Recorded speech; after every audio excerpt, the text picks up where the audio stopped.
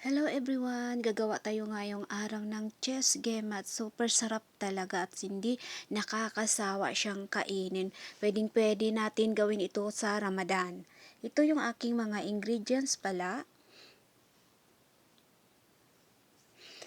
Gagamit tayo ng 1 cup na all-purpose flour, harina,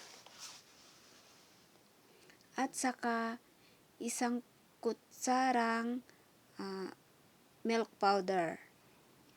At 1 kalahati na kutsaritang instant yeast.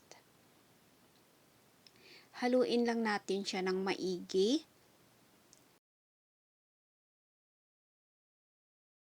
Gagamit tayo ng 4 na kutsarang cheese cream. Pero gumamit ako nito ng Almaray cheese cream. Kung mayroon kayong mga ibang brand, pwede yung magagamitin. Ayan.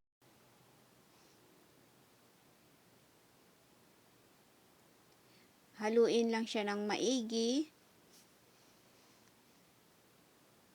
At lagyan natin ng kalahating basong tubig na maligamgam.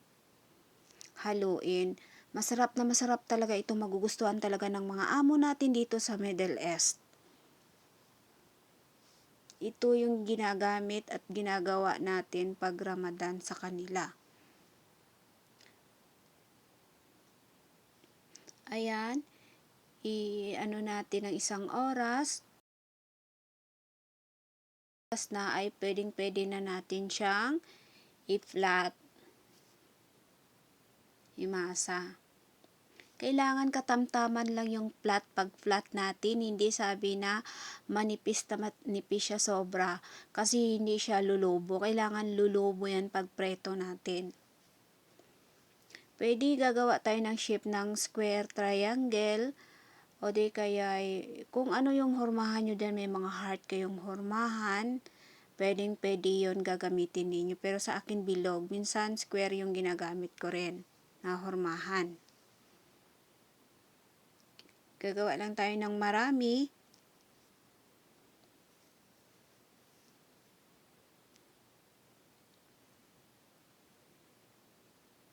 Ayan, hindi siya masyado manipis. Kailangan katamtaman lang yung nipis niya.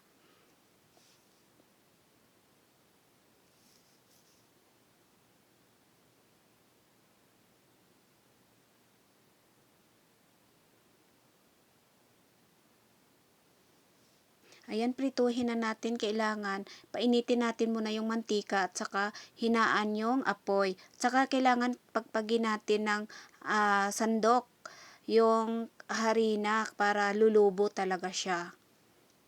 Kasi pag hindi natin galaw-galawin ng sandok yung nilagay natin, hindi siya lulubo ng maigi.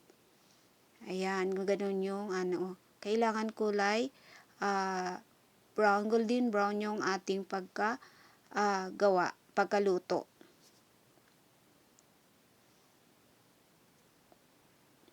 Super sarap talaga siya, masarap na masarap. Gustong-gusto talaga ito ng ating mga amo dito sa Middle. Pagkatapos magluluto tayo ng asukal, lagyan natin ng tubig hanggang lumapot yung ating asukal at saka ilalagay natin dyan sa taas na gawin natin ng parang syrup siya. Yan, ilalagay natin dyan para matamis yung ating ginawa.